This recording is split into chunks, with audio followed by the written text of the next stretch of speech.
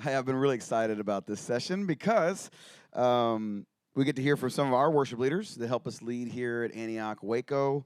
Um, and really, the reason I'm so excited is because I love each of these people so much. We've been through a lot. I'm happy to be able to lead worship with them. But we've been saying this. The purpose of this gathering is to take some time to take a tour of our church's worship and to look at every aspect of the worship of our churches.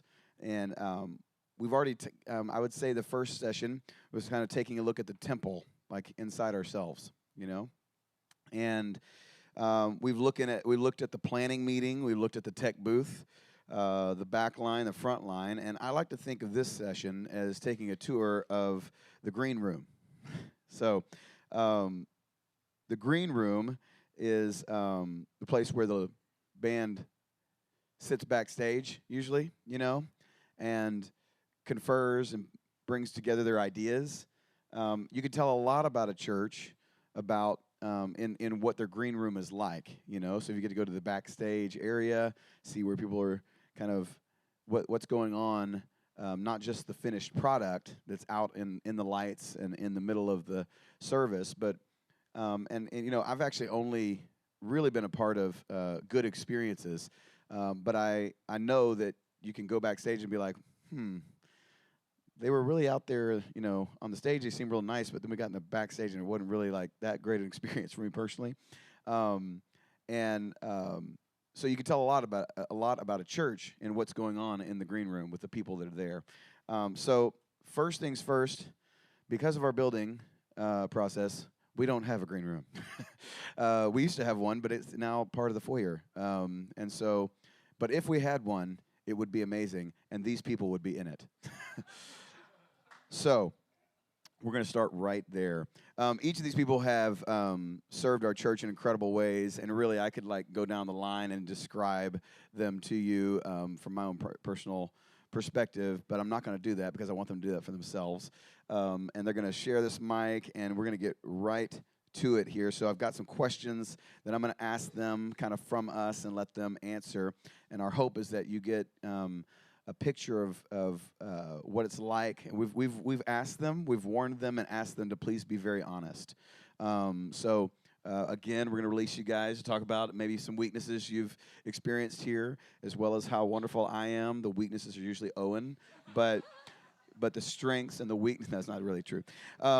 So anyway, we've asked them to be honest because it's cool to hear from me and Owen all of our aspirations, but these are the people who help us pull off what we say we want to do. So here we go. So why don't we start with telling us your name, how long you've been at ACC, and what you do in life, because all of these people are volunteers. So go for it, right there. My name is Laura Stafford, and I'm a design and project manager for Magnolia Homes, and I have been going to Antioch for 9 years. Awesome. My name is Arden Beckham, and I'm currently a senior at Baylor University, Sick Bears, journalism major, and I have been at Antioch for the past 3 years. Hello, my name is Jesse Lopedito. I'm from Florida. I don't think we said that. Whoops. And I feel like I'm in life group. Sorry. And I am a manager at Chick-fil-A, slinging some chicken. And I've been here for a little over a year, so it's been good. There we go. And tell us what you do here with us. Sweet. So, sorry, I didn't say that before. Yeah, here I lead worship for a lot of different things, consisting of Sunday morning services to early morning prayer services, college service, and really everything in between. Whenever they say, "Hey, can you lead?" and I say, "Sure." Yeah. So it's and good. You play guitar. Play guitar. What was that? Yeah. That's right. That's right. I'm like, yes. Yeah, play guitar and sing. And play lead. guitar and sing. Yeah. So. All right, Arden, what instrument do you play? I play the vocals. The vocal cords. That's right. There you go. Yeah, I basically do kind of like Jesse, just kind of whatever you guys ask. Primarily college worship, because I'm still in college, and then Sunday mornings. Same. I'm vocals, and I've been doing Sunday mornings, young adult services, and anything else they ask. There we go. I like that. Anything else they ask? Boom.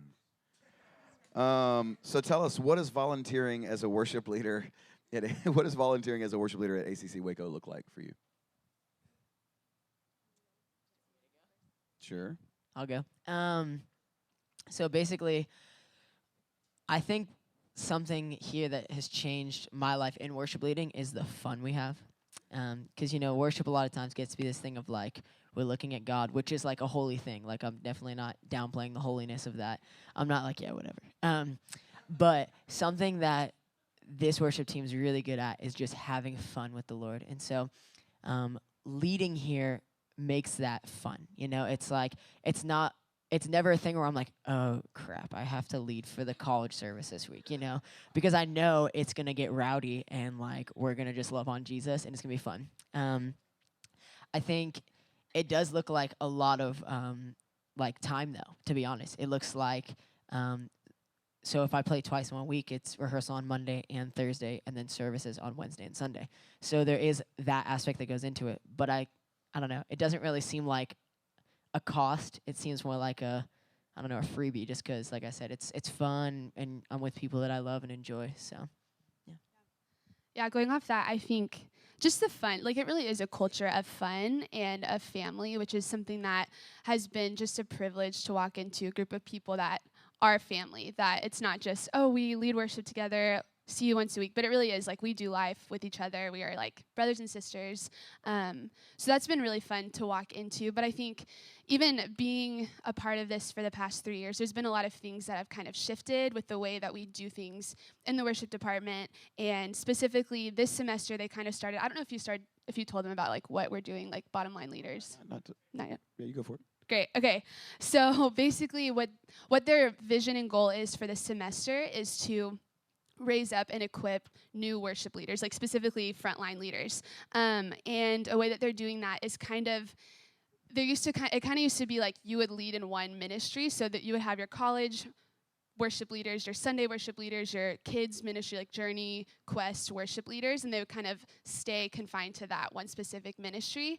But this semester, they're kind of starting to branch out a little bit and spread out where people serve. So instead of just serving in the college ministry, now you're serving for Journey or you're serving for Quest, and you're kind of getting an opportunity to step into another ministry and learn how they do it and learn from more experienced worship leaders. And so the more experienced worship leaders get the opportunity to invest and kind of raise up and train the people that are learning. And so not only does that challenge the people that are new, but it also challenges people like us who've done it for a while, because we're learning now how to build set lists and how to invest in new leaders and how to kind of just encourage and equip and raise up people that haven't done it before. And so it's just a win-win, because people that are getting invested in are learning and being challenged, and people that are the ones that are investing in others are being challenged as well. And so a lot of it kind of looks like doing things that I've never done before, like making a set list or leading a rehearsal or envisioning the band, envisioning the congregation, that kind of thing. And so that's kind of something they started this semester, which has been really, really fun. So I will resist the temptation to spike my microphone after that vision from one of my worship leaders and call it a conference, because that's exactly what it is. And I didn't say it, she did. So I love that. Laura, what about you? What was the original question? Please put our department's mission into a paragraph. Oh. No, I'm joking. No, Ugh. no, I'm joking. What does volunteering as a worship leader at ACC Waco look like for you? For me, I think the way it started for me coming in was having a very simple passion for worshiping Jesus and wanting to live that out in daily life, and then how to bring other people into that and lead other people into that. So for me, it was a few years of, I came into college learning how to follow God, learning what it was to worship, growing a passion. I already loved to sing, and so therefore loved worship, and creating that heart. Yeah. That's good. Some of these answers should be a little longer, a little shorter, based on what goes into it for you. But so how often do you lead in a month's time span here at Antioch? Probably 4 to 7 it could range about Yeah. that much. This week. This specific week. This y'all. week was actually 4, I think. So maybe this month is more like 9. We're like 12. Well, Yeah. yeah. It I became think a joke each this month it past actually week kinda that increases. yeah, So anything we had this week that was going on, me and Owen were just texting each other. Let's just ask Arden and Laura, because they don't have anything else going on. They're actually doing everything this week. We don't know why, but that's what's happening. It's so much fun. I kind of the same. It kind of varies. I'd say in a month's time span, probably like 2 times for college, 1 or 2 times on Sundays. But then that's not including like EMPs or early morning prayers or like random worship nights or things that they need worship leaders at. So it kind of varies from month to month. And I think the beginning of each semester is always a little bit more because there's more of a push to get, obviously the beginning of every semester, there are new people coming to church, and so they want more experienced worship leaders, I guess, leading. So it just kind of depends.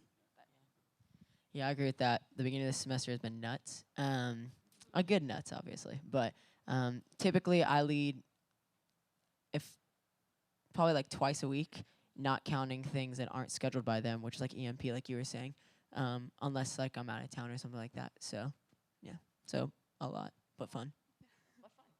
Go. How have you been developed as a worship leader over the past however long you've been here?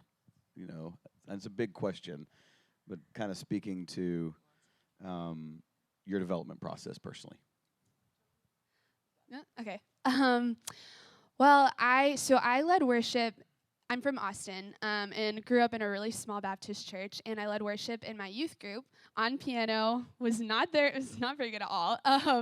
But did that for a few years before coming to college and then getting plugged into Antioch. And I got plugged in the first few months of school.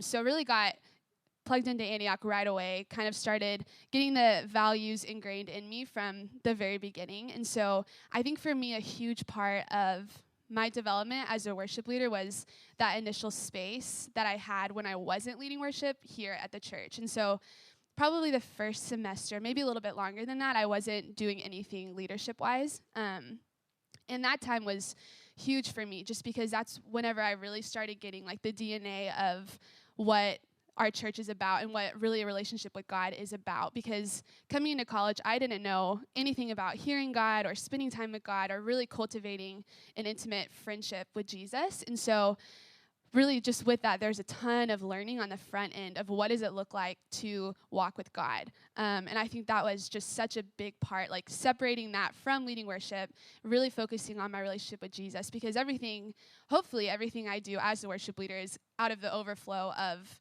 my relationship with Jesus. And so I think the biggest part for me was that space that I had before I started leading worship. Just really getting those values and that love for Jesus in my heart before I started leading. And since then, really have just learned a ton. I could go on and on, but I've learned a ton. I mean, about leading a congregation and modeling like the posture of worship and what it looks like to model like even practical things like lifting my hands and jumping and smiling and just things like that people are drawn to. And it really helps people connect with the heart of God if they see you modeling it on stage. So practical things like that, part of, learning how to be part of a team, learning how to submit to people's opinions and questions and suggestions. That's been a big thing. I think growing in the prophetic, because like I said, coming into college, I didn't really know much about hearing God. I didn't even know I could hear the voice of God. And so from that place, learning, I can hear the voice of God. I can sing, in the Spirit. I can lead prophetic songs. And from that, getting the confidence to do it in front of a congregation. Because it's one thing doing it by yourself in your time with God in the mornings, but then doing it in front of a group of people, it takes a lot of courage, and it's hard. And so kind of being refined through that process was a big thing for me, I think. And just even battling insecurities, battling comparison, that's been a big one of just I don't want to lead people out of a place of striving or performance or comparison. And so really going to God with that and learning how to break off those chains, things that are just keeping me from encountering God in front of people while I'm leading. I just think, honestly, there's just so many core values that I got on the front end that have helped me, and specifically in that time before I started leading worship, of just like getting the DNA of this is what it's like to be a follower of Jesus, and then from that place, leading worship. So. I could probably echo that a little bit. When I came in as a freshman, at the end of my freshman year, started life group leading, and I would say it was way too soon for me to be leading. I had just started kind of following Jesus again, so it kind of expedited this process for me of really learning how to go to God and then lead others very shortly after. And so I learned how to lead others pretty quickly. I did that for about 5 years in college. And I would say that during that process, I just learned a lot about the heart of people and how they need to be led. And I think that has really helped me translating that into the context of worship leading, just knowing how people work and how people function and how to be sensitive to them, but knowing when to really challenge them, and learning that balance when people need a kick in the pants or they need a gentle hug. And you can kind of feel that on a corporate level sometimes, and so it's been really good. But just other places of development, have been like the practicals of what does my body look like on stage? Am I standing awkwardly? Am I expressing that I actually do what's in my heart is actually happening to me physically, for others to watch? And I would jump back and say too, I just think we stand on awesome shoulders. I think coming in as a freshman, I think worship is what gripped me for the first time, because I'm like, these people love God in a way that I've never seen before. And so even before worship leading, like Arden kept referring to, I was learning how to worship from our leaders, and that was being developed too, just how to worship, and made it a lot easier to enter into leading worship when I had it modeled so well. So, Yeah, and off that thing you just said, I think me coming in, it was a little different. I moved here after going to a worship school where I went for a year, and then that next year I was leading worship at a large church in South Florida. So coming here, Owen and I always joke because I emailed him like, "Hey, do you guys have any job openings?" And he's like, "Who's this punk? What the heck?" And so he's like, "Yeah, whatever. Like, if you stay around." And I remember him telling me like, "Yeah, I think he talked to James Mark," and I was like, "Yeah, I don't think this kid's gonna stay. Whatever." So jokes flipped, still here. And so I'm just playing. But so coming in, I had the training, but I hadn't had the opportunity to step into it to see fruit come from it. And so really what I've seen is a lot like what you were saying, them setting the bar at what worship needs to be allowed me to come in to a place that was open and be like, this is what it's supposed to look like. Because I had practicals, but I didn't have the spiritual application to it. So when James Mark breaks into a free spirit song and I'm just like, that's what my heart wants to sing, then I'm like, okay, that's what you do here, And so seeing things like that really helped me grow as a leader in, learning how to sing open songs and it be something that people can catch on to. So it's not the melody's just nuts and people are like, what is he singing? Is that a tribal song or is he worshiping Jesus? So just that avenue and just trying to walk through that. So I think too, something that they poured into me with was just the family aspect, like Arden said at the beginning, in the sense that coming from South Florida, it was great and I had great community there in the worship area. But coming here was just different, just because, I feel like you always, not always, maybe not everyone, but for me, I've always battled the thing of I'm leading with these people, but am I really with them? Am I really close to them?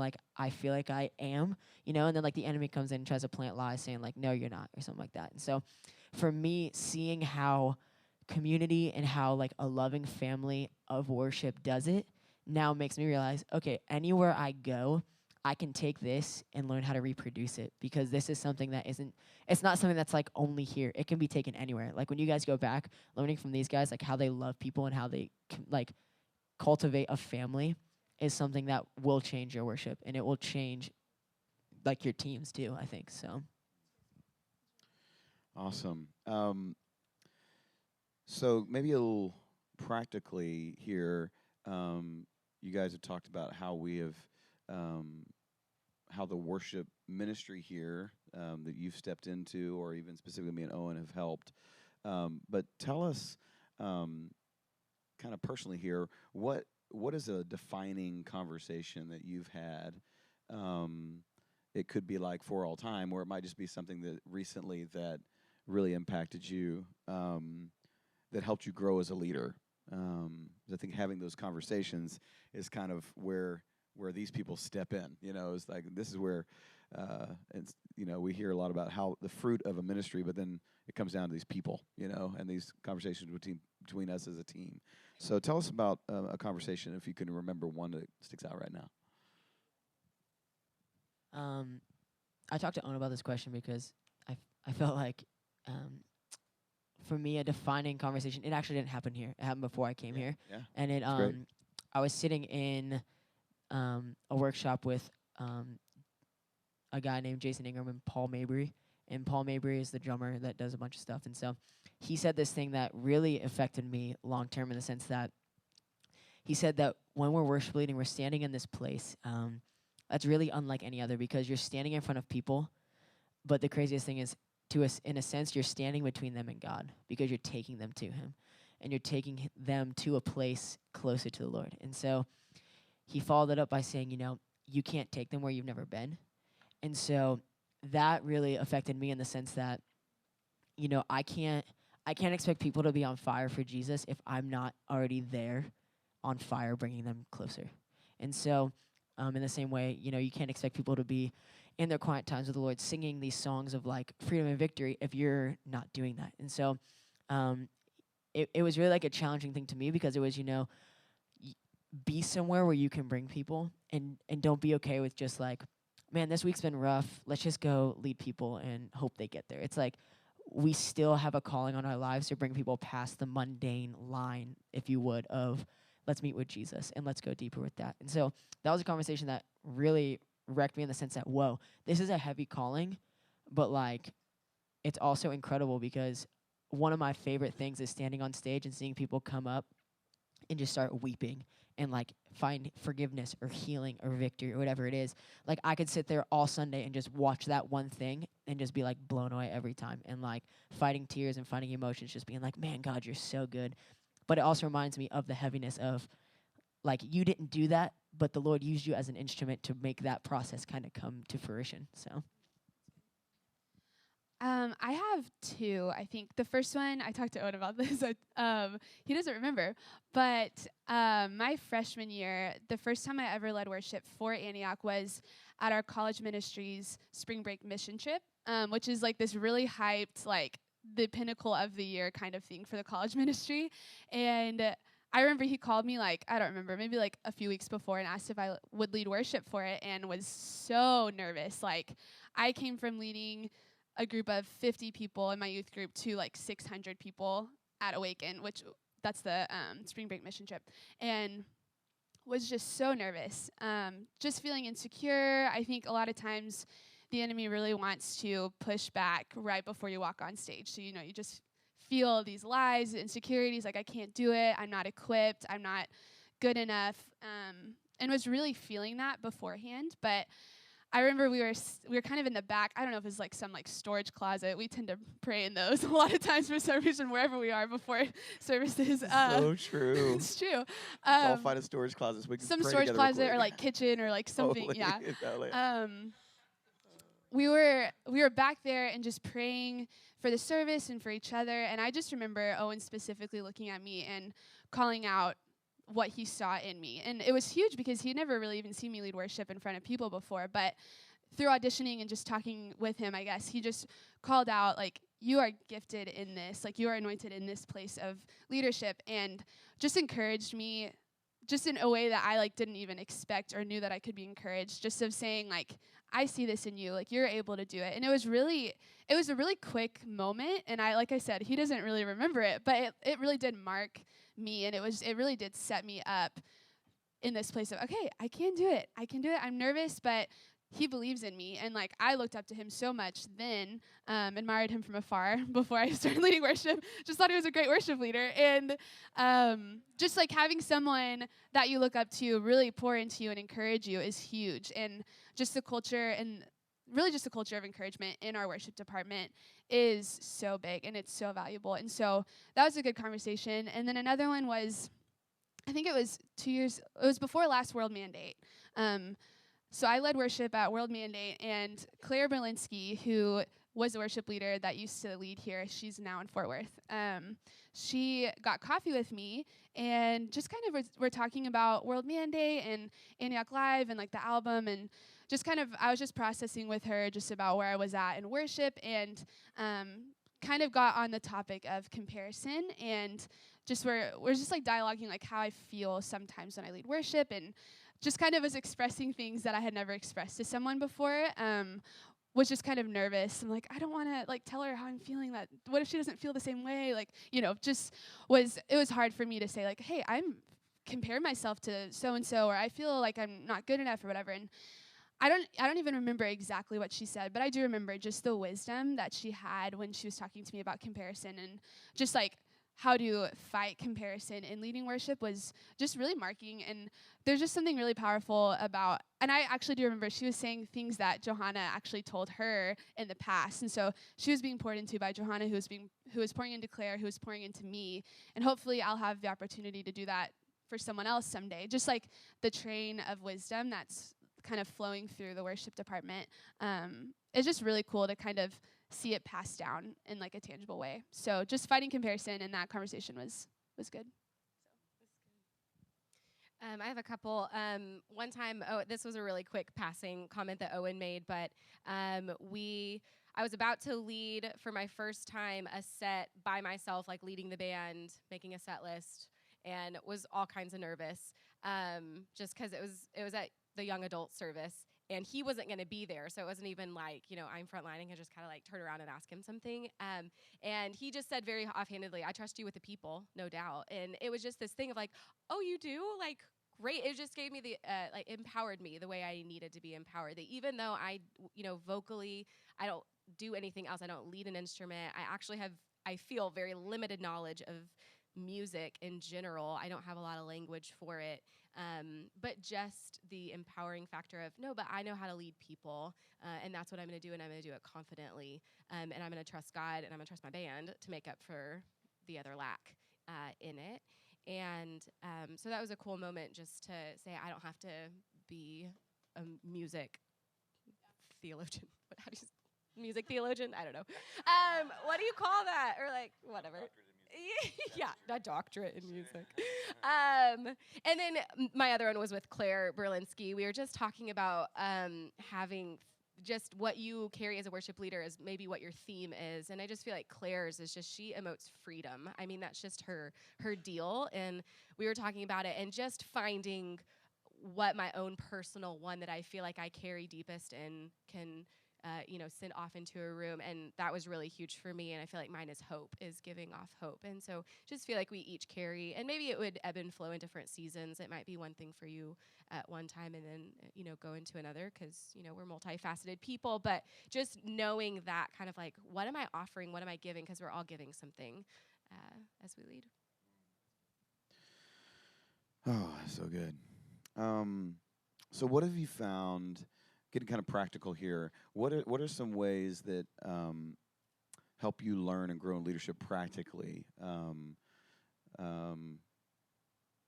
Yeah, just practical ways, the things that you either ways that we've helped you by saying here's this or whatever, or just a way that you practice getting better, in leadership.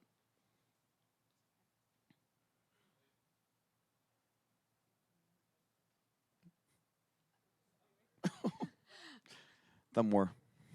Just thinking. I think mine is kind of simple. The biggest thing that I found that has helped me is just asking questions, not being afraid to ask questions, not being afraid to look like I don't know what I'm doing, because I feel like half the time I don't. And just kind of like what she was saying, like I'm not proficient in any instrument. I don't lead with an instrument. I don't know a ton about music. I mean, to an extent, but not really. Obviously not as much as the band. And so not being afraid to ask them, like, hey, what do you think about this? Like, what should we do here? Or what do you think would sound best? Like, the structure of rehearsal or a set or whatever. Like, just being able to ask questions has really helped me, because people are very wise, and there are a lot of people much wiser than I am. And so not being afraid to ask them what they think or what their opinion is or for feedback has been huge. Asking for feedback is huge too. Just like after a set, just being like, hey, what did I do well? What do I need to work on? Because a lot of times people will see things in you that you didn't even realize. And you're like, oh, that's great. I can work on that. So those are mine. I'd say on giving feedback, it's really great to get feedback from your band and, the people that you're leading with, but also just, your roommate or the people that are actually in the audience. And that's been just another perspective. And generally because they're not going to give you the feedback that, your band is going to give you. So both are really good. I think a really good way of learning is to fail. And I'm being honest with that, not trying to be funny. But like just being thrown into, because it can't be, just being like thrown into a situation like I have to do this, And for me personally, a lot of times, like I'll ask James, Mark, or Owen a question, but it's like I can't ask them every question that I feel, And so it's just got to be like, okay, they've given me what I need, and just trusting the Lord and being like, you call me worthy to do this, so I guess I can do this, And just believing it even when you don't feel like you can. I think too. When you can, one of the best things to do is to set up video of yourself. Like even now as I think about this, public speaking, this video is going to wreck me because I say like all the time. So when I see it, I'm going to be like, this is bum sauce. But I'll learn how to speak better. And so just like that, probably shouldn't have said that. And so I think just seeing videos of yourself, because there's definitely things that I have corrected up until this point of, when I would address the crowd, I would always like raise my right hand and like close my eyes for like a good season. I was like, how am I talking to them, or how do they connect with me if my eyes are closed? So simple things like that, just seeing video and then like purposing like, okay, I'm going to share a word here and I'm not going to raise my hand and I'm not going to close my eyes. And then, like I do it twice and then I like, close my eyes and raise my hand again. And I'm like, you bum. And then, do it again. It's like, okay, sweet. So just breaking those habits of seeing yourself doing it and being like, okay, that's not good. Let me do this better so I connect with people better. So. That is scary, and then one of the only ways that we really learn. And so, that is great feedback. And honestly, most people don't watch video themselves, and it almost like comes across as humble, like, oh, I'm not going to watch myself. But really, we just don't want to deal with us, So let's just get over that. Okay. That's awesome. So we're going to ask you a vulnerable question here. Which one do you like more, me or Owen? No, I'm joking. That's not it. What? No, real question. Don't answer that. My insecurity is coming up. Don't answer that question. No. What are you currently working on or growing in as a worship leader? You guys seem to be aware of you stepping out in confidence, but you're also aware of things that you're growing in. So, what is something you're working on? Sweet. Something I'm really working on right now is songwriting. I'm not very creative, I'd say. I wear khaki pants and black shirts all the time, and you see other people's style and it's like, whoa, they're awesome. I'm just kidding. But really, I'm not creative. So, I don't call myself creative. So like I see people writing these songs. For instance, Caleb Cyber, homeboy can literally just like, oh, I thought of this today while I was like driving to Subway, and it's like a whole song, and I'm just like, Jesus, give me some of that. Like, I want to be able to write songs like that. And so, and with that, it's a lot of just workshopping and writing a song that you don't sing in front of anyone that is, terrible. But the Lord's like, yes, I'm proud of you for writing a song. Keep going. And so, that's really where I'm at with that. Is just continuing trying to write and bringing ideas to people who are good songwriters and being like, hey, what do you think of this? And they just say, it's good. What about this? And so that's me. That's good. So I talked a little bit earlier about how the new goal for this semester is to equip other worship leaders in like different ministries in the church. And one way that we are kind of a part of that is kind of stepping out in leadership for different services and planning sets and leading a band and envisioning a band and leading out during the service. So like standing in the center of the stage and like being the worship leader. And I had never done that before up until this year. And so that is a new process for me. It's a humbling process and a learning process of just, all right, I'm the one that is creating this set. I'm the one that's in charge of leading these people, help facilitating the atmosphere of the night, whatever it looks like. So I think that's a big place of growth for me right now, just learning how to lead, because I'm used to just leading as the like female worship leader, but now it's like I'm being given opportunities to step out in places that are kind of outside of my comfort zone, leadership-wise. And it's easy for me to feel intimidated leading people that are so musically inclined. Like, I don't know how you do that. You're so much better at that than I am. Like, why am I the one that's like leading this thing? And so being really humbled by that, but just of learning, okay, like Owen and James Mark are really good at kind of taking us one step further than we're comfortable with, but it's really to grow us and it's really to challenge us and make us better because they do believe in us. And so I think that process this semester for me has been a place of growth. And I've only done it a couple of times, so I'm still learning and just starting it, but I think that's a huge place of growth. She does kill it. I would echo, I won't say too much repeating, but same, just leading up front, learning a lot about that. But I think for me too, I think the spoken part of worship, when you like have to intro a song or give instruction during the song, still feels really uncomfortable to me because I'm like, am I going to be bossy? Is it going to come across like, or am I going to like speak over the when I'm supposed to be singing the verse? And it can get kind of clunky if you don't really prepare for it. And so I'm working on before the set, planning more out how I'm gonna speak during the beginning. Where are those opportunities during the song to give instruction if needed? Where does that fall in place the best? Wow. That's really good. I'm resisting, like, just talking about all of this stuff. I'm just going to let you guys keep doing it. Oh, so good. Okay. So interesting. I'm going to do something here to bring up some conversation. I feel like I've had conversations with at least Jesse and Laura in the last few days that are just kind of natural things that we do. So on Sunday night, our fourth service, we were having our sound check, and some of you guys were a part of that. You were able to sit in and listen. And so we're on the stage. We're doing a sound check for a 5 o'clock service. We had 3 morning services already, and this service is going to be the same format. So we're not changing anything and having to practice brand new stuff. And something I realized was in the song "No Longer Slaves" I had led, Laura was singing that female vocal that on the recording is Jonathan David and Melissa Helzer singing together.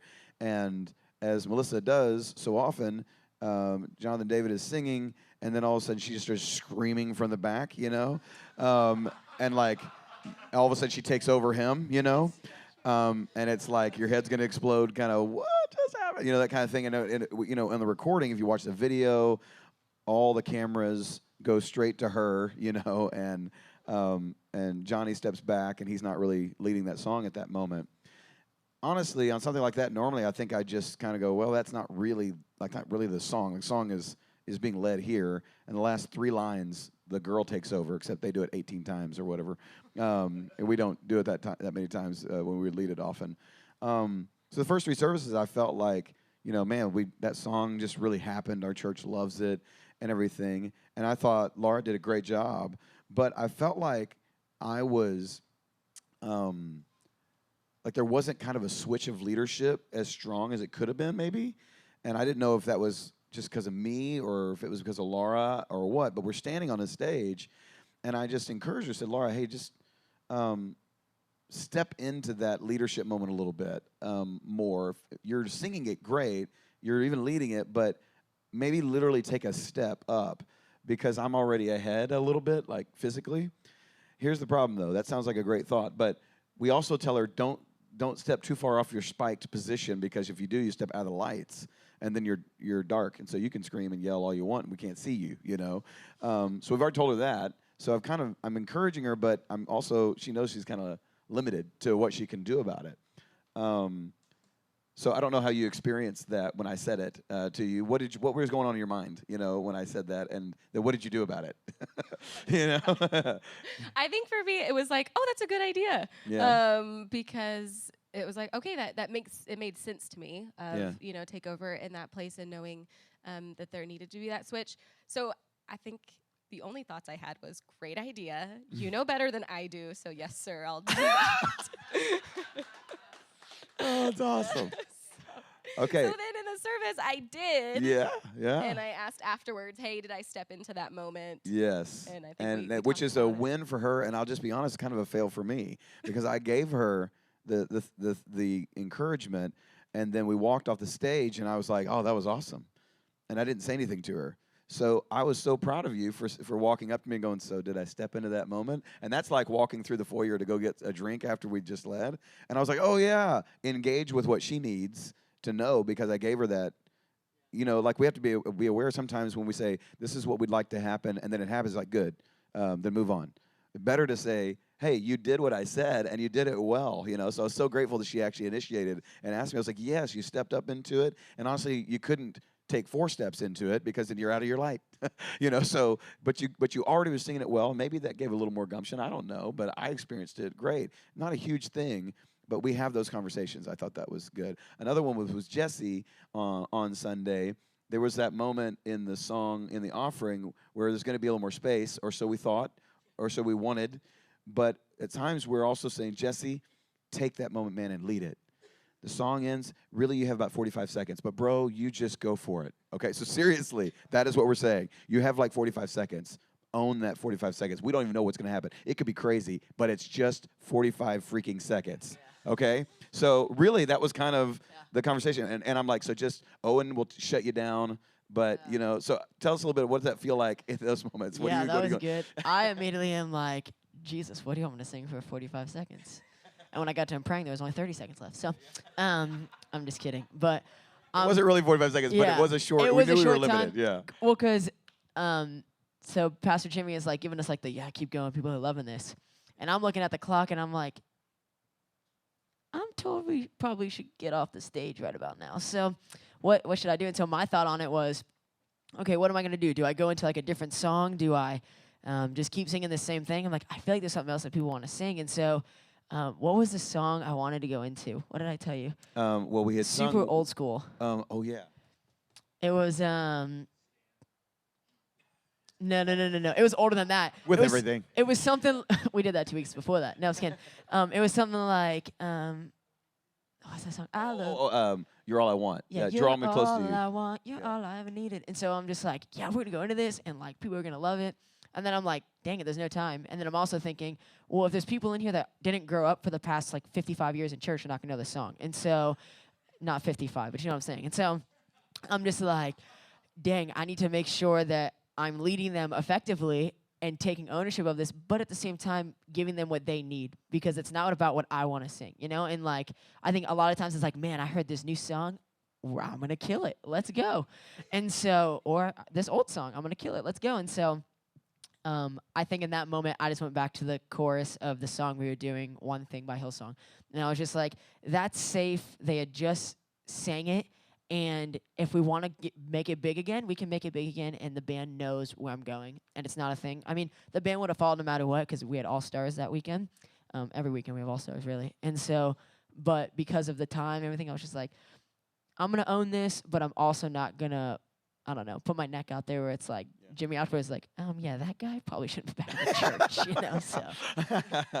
So that was my thought. So, later on, we were, kind of talking about it, and he was like, I was thinking about going into that, you're all I want, you're all I want, and it was like, I don't really know if everybody knew that. I was like, oh, dude, you could have gone there. Yeah. You could have done that. So I'm just kind of bringing you guys into our conversations a little bit.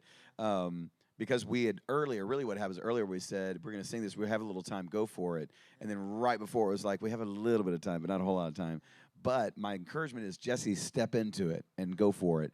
And so then he had this thought, and then he went here. So we had sung those song, One Thing, medleyed into the chorus of Agnus Dei, and then we came back down, and it's like, everybody's ready to follow. And he went there, it was great. Then afterwards, I find out what was going on in his head, And he was like, I didn't do this, I did that. It was great. We were like, that's perfect. It was so great. If you'd wanted to do that, that would have worked too. So again, just kind of bringing in our conversations there a little bit. And I think too what he said about how like being intentional to follow up after you ask for something. So like if Owen knows that I'm doing like we did With Everything in the college ministry like 2 weeks ago, and I wasn't sure how I was gonna go because it's a pretty popular song, but it was also 3 weeks into the new year, so we had like new kids coming in, not new kids, but new college students coming in that maybe had either just accepted Christ and are just getting plugged in, or people who are like passionately loving Jesus and they're like, oh my gosh, this song makes me want to cry and scream and jump all at the same time. And so I was just like, okay, well, I don't know how this is gonna go, where it's gonna go for it, and it ended up going well, but excuse me, Owen ended up texting me that night and was like, hey dude, how did it go? And something simple like that and that follow-up, that's like crucial, I think, because it reminds me, okay, he's in my corner. You know, like it doesn't make me feel like I stepped out there by myself. And then if for some reason, if he hears from someone else, hey, Jesse tried this thing and I don't know, can you talk to him about that? Then I've already talked to him and he's not like, oh my gosh, what did this kid do? You know? And so just, I think those conversations are definitely like crucial, pinnacle. Well, we've got a few more minutes here, about 10 minutes. You have about 10 minutes, Arden. Can you go? Okay. I'd love to have you guys ask any questions you might have. Okay, good. That didn't take much. Sometimes, like, seriously, I'll just talk until somebody comes up with a question. He's got a microphone. Look at, hey, you were last time, bro, and now you're first. Now I'm You see that first. biblical concept? Valley's filled first. That's right. All right. I was just going to ask, as volunteers, what are some things that your staff does to make you feel valued? And then what are some things that other volunteers do to make you feel valued?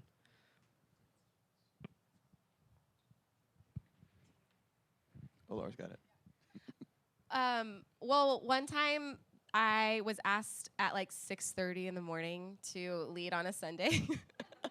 Because one of the So other that happens. girls, so that sometimes happens. Sorry, I didn't mean to out them, but a girl Hey, got you know what? sick. Life happens. We're getting real. A girl got sick, and I mean, obviously, it's like the joy of my heart. I like wake up and I'm like, sure. I mean, it really was not any sacrifice to me. I mean, it was a complete joy to say yes and go. But Owen had written me just a handwritten note thanking me for that. And he really didn't need to, but it just is that kind of attention to detail to really thank your volunteers for their seemingly sacrifice. Some of them really genuinely love it, but it just really was like I feel so valued.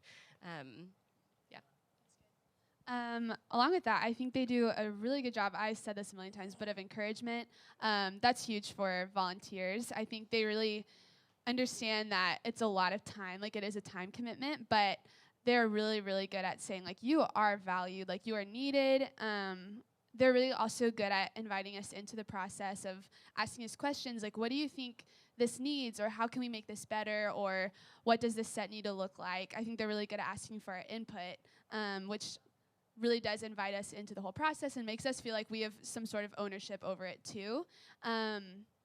And also, they're really good at connecting everyone, just because the worship department here is pretty large, and there's just a lot of people constantly in and out. And so with like a new group of people all the time, they're really good at connecting people. Like we have something we like connect once a month as a worship department, like through game night or hanging out, worship nights, going to get dinner, just like different things. So I think they're really good at connecting people, making people feel like they have value and that they have input, and just creating a family-like atmosphere just really helps people feel valued. So I think time too, like time is huge to people, especially who are volunteers, because they're not getting paid for that. So they have tons of things going on, and then they also love to do that. But we know rehearsal's going to start here and end here, and they're like punctual about that. They're not like, oh, we can spend another 30 minutes, it's fine. They're like, oh, these people have things they have to do. They have families, they have other things. So that's, I think, crucial for all of us. So It's good. It's good. Adam's got it. So there is a natural tier of authority, when, especially in the context of a service like on a Sunday. Your context would be like Jimmy, then maybe even next might be producer. I don't know who, maybe JD, then you, and then Owen, and then eventually, and you guys are being raised to be worship leaders. So how do you navigate authority if if there's a conflict of understanding, like, so I would think in the context, you're typically looking at him saying, what do we do next? But what if Jimmy's doing the next thing and he's like, you got 45 seconds, but now Jimmy's like, you know, and how do you navigate the authority conversation on stage among leaders? Does it make sense?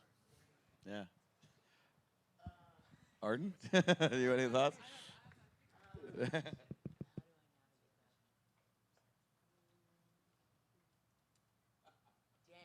That's great. I'm an external processor, so as I speak, I'll go back over what I said and get to where I need to be. But I. That's good. Yeah, That's come good. on.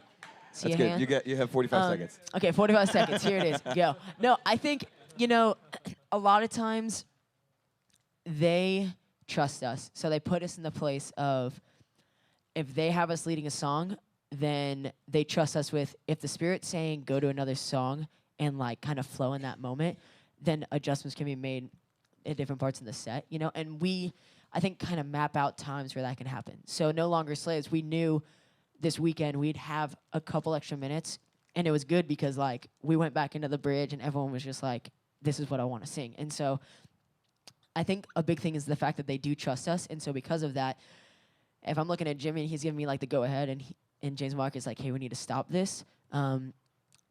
If I make a call that may be contrary to what he's saying, then it's either gonna be like, hey, that was the right decision, good job, or they'll very lovingly be like, hey, I see what you did there because Jimmy was saying this, but Jimmy forgot that we only have 4 seconds left in this song, and then he needs to come up here.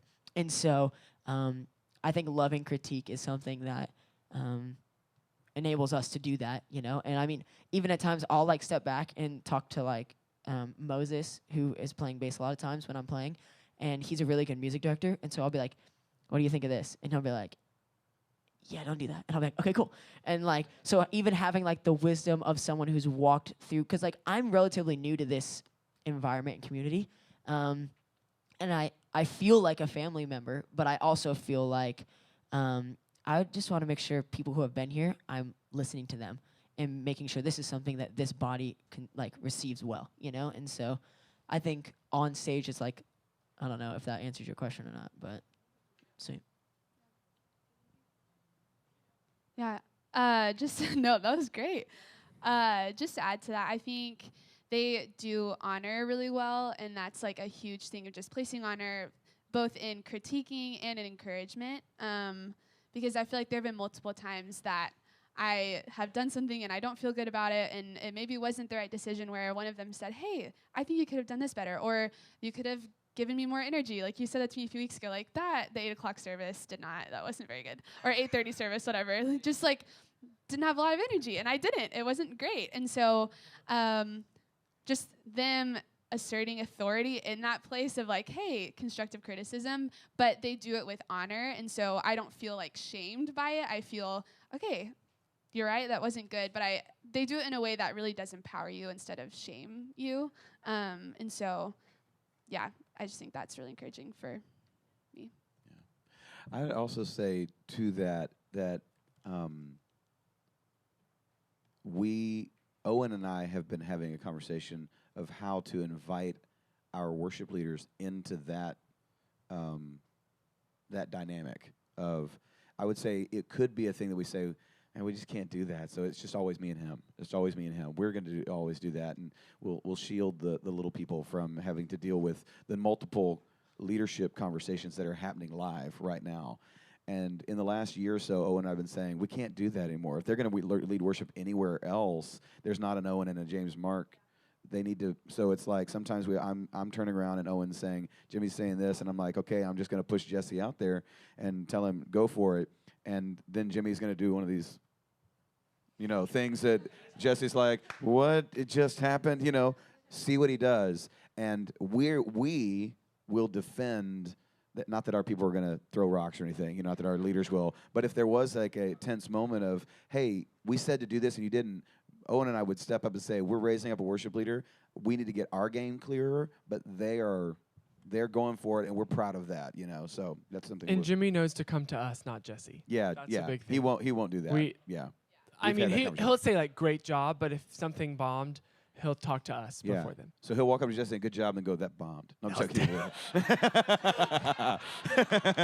No. Okay, we're gonna keep moving. Yeah, He's dude, got- yeah. Couple more. Okay, obviously you guys are committed volunteers. For the past 5 years, I was committed. You know, I was like, I'm a father, I have this job, and I lead worship. I'm trying to figure out how to make other people that. You know what I'm saying? Like, or like, how do I get them encouraged to be like, you know what? You know, whatever. Forget this other organization. Like, I'm gonna lead worship. You know, and like this is what I'm gonna do. You know, and yeah, yeah, or just whatever. Or, it's like. Or it's like, oh, it's at A&M we have Breakaway, which is like this awesome ministry. Happens every Tuesday night when we rehearsal. So when we rehearse, not when we rehearsal.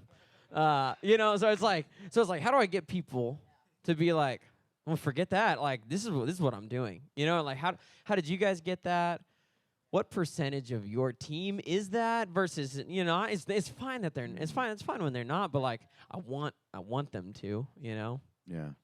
Let's have one of you guys answer that if you have anything about how you got locked in. I will say I think we're going to touch on that dynamic here really soon also from our perspective. But do you guys have any thoughts to share on that? Any organizations you quit?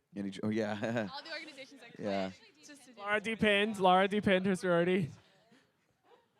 I quit my sorority in college. Not for worship. Not for worship. Sweet. I just think your goal has to be like pursuing them to love Jesus and not be on your worship team, because the overflow of worship is what they do at home and like how their family life is and things like that. And so if they're struggling at home and you're trying just to get them to come in and sing and be a part of it, it won't work. Well, it will, but it won't be good. And so it won't work. And so I think that, and I also think a lot of like what these guys do is just being intentional. Like I'm someone who trusts very easily, so I latch onto visions and I'm like, let's go there. Like I'll run as hard as I can and bring whoever I can with me. But if people aren't like that, then it's building that trust so that they know what you're trying to pull them into is safe, and it's not something that's like, this dude trying to put me up here, and then if they fail or if they do something that's kind of like, ooh, like, then they know that your intention is to love on them and not just to like get them in your organization, And so Trust is huge.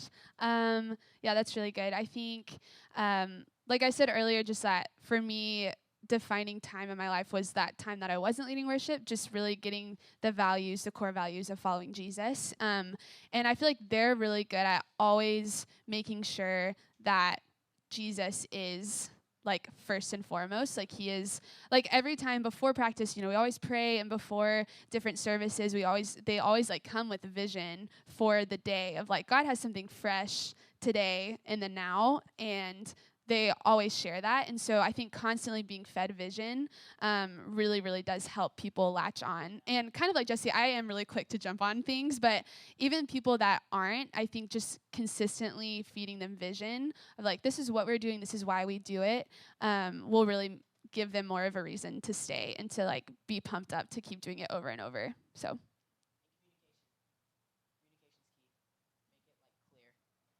make your communication clear. I'm terrible at that. So like I'm like, hey, we're gonna do this song and then this and then that, and I might have a form of ADD. So then I'm gonna go outside and play with a chicken. And so it's like all these crazy things. And so I think just communicating effectively and clearly, like this is what we're going after, and we want you to be a part because we like you as a person, not because we like your gifts. So.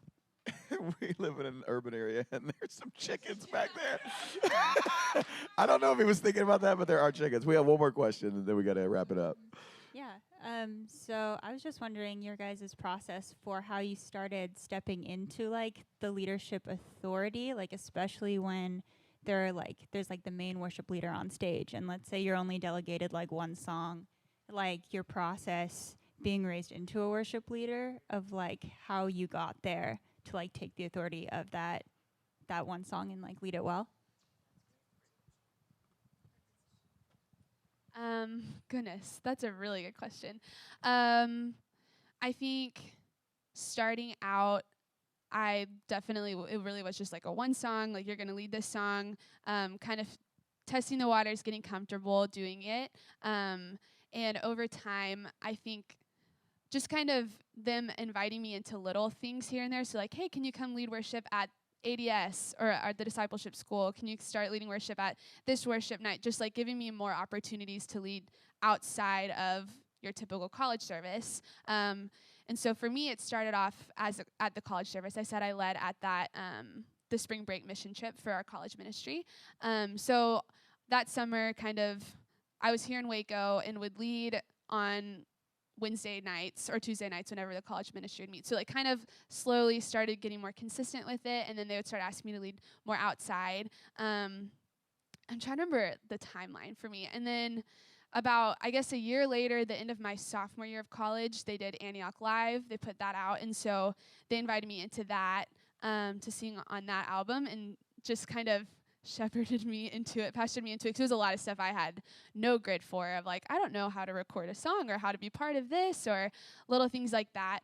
So then they trusted me with that, and I think a big thing that they're good at is risking on people, because I had no idea I still don't know what I'm doing half the time, I feel like, but they're really good at seeing you and taking you a step further and risking on you. And so through being risked with, I guess, was able to do that, and then going into World Mandate and like kind of starting leading on Sundays, just like being given more responsibility. I think, I don't know if that answers your question, but just kind of like slowly giving more